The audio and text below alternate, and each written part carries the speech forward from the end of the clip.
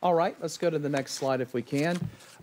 Foods and food additives when it comes to ADHD. What's the take-home message here on this slide? Well, there's a controversy about how much foods are involved with ADHD. This slide basically shows that out of 15 different studies, 13 of them showed a positive correlation between hyperactivity and food exposure, but only 5 of those reached the level of statistical significance. Preservatives and colorings? Same thing. Well, in this case, sodium benzoate and food colorings in Europe were given to children, and they actually were associated with an elevated amount of hyperactive behavior. And these are the lists of those that triggered some of the hyperactive behavior. And we've heard about some of these studies. And, yes. And we've heard about what you're talking about here in the last several years, okay? The next set of slides. Now, why is this significant? There is a highlighted area, and tell us what this says. Well, what this says, it suggested that LPS, or lipopolysaccharide, crossing the intestinal lining can trigger an inflammatory response in the body and create sickness syndrome, which is basically the same thing as major depression, or at least the symptoms are very similar. And I see the word leaky gut down there. Yes. The long and short of this article was they measured antibody levels to bacteria in the intestinal tract, and people with depression had high levels in their bloodstream of antibodies to particular bacteria. And this was associated with leaky gut. Those who didn't have depression didn't have it. All right. Now, if you go into your doctor and say, Doc, I think I have leaky gut syndrome, is he or she going to look at me as if I have 3 heads? He might. He or she might. It depends on whether they've read the most recent literature on the subject. Good journals now, Journal of Gastroenterology, Neuroendocrinology Letters, others, are showing that this concept is real and that it's linked to both depression and ADHD and many other disorders. So basically what you're saying is if it gets into our system, it can get in the system through our intestines? Yes. Normally, your intestinal tract is designed to prevent things from getting across until they're completely broken down in their simplest forms, at which point the body can use them. But it's probably important to list a couple things about the intestinal tract. If you were to fillet it open and lay it out, it would be the size of a tennis court. 75% of your immune cells surround the GI tract, and there are as many neurons in the gastrointestinal tract as there are in the spinal cord. So it's a very large organ, and it's very very tightly associated with the nervous system and the immune system. And so anything that gets across that offends the immune system potentially has great consequences because so much of the immune system is there. And what the literature is beginning to show is that if the intestinal balance of bacteria is abnormal, if there have been antibiotics or chemicals exposed or infections, they can trigger the immune system to react in such a way that these signals can be carried all the way back up to the brain and affect your behavior. Wow. All right, next set of slides, and we're going to take a couple of phone calls, okay? Let's go ahead and go to the next set of slides if we can. Okay, talking about your intestines, the gut facts. That was exactly what I just went over. Now, a couple things I didn't mention was there's literally 15 pounds of bacteria in the average person's GI tract working to keep things in balance. All right, and that's a good thing. Generally, it's a good thing. Yeah.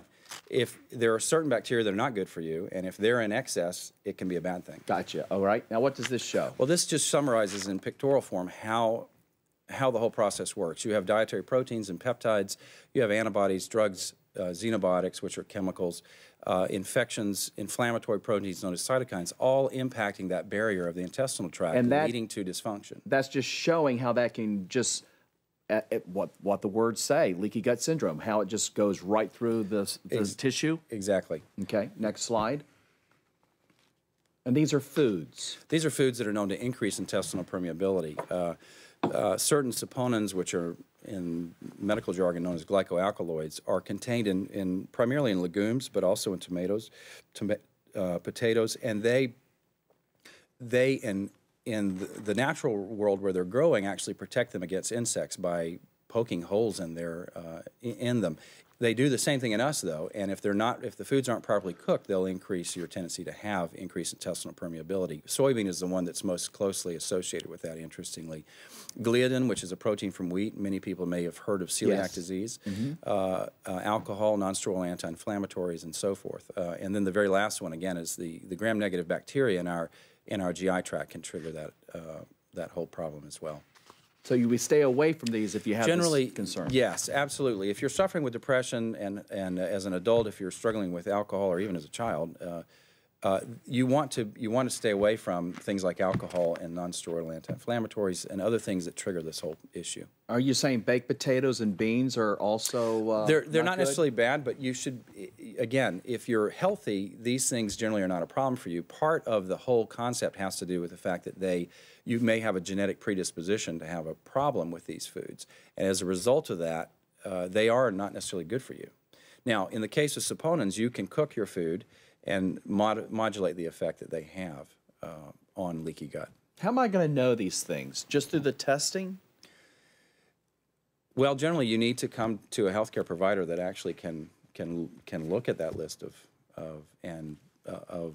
foods and say this may be a problem. But it's very simple for most people. They need to generally avoid wheat in their diet if they're struggling with depression, just simply as a trial to see if it's causing a problem, particularly if they've got gastrointestinal complaints, they've got joint pain, if they're struggling with focus issues. All of those could be linked to an offending food. So you can do allergy testing. You can screen your bowel for leaky gut. There are several tests to do there as well. And based on that, do a food avoidance and or elimination diet. Let's go ahead and get a call in before we go to our break, okay? We have Sandy from Matthews with us. Hi, Sandy. Welcome to the show. Hi. Hi. What's your question for Dr. Speight? Well, I actually was successful in getting off my antidepressants. My doctor had recommended that I do a urinary transmitter test, and through time I was able to completely get off my antidepressant.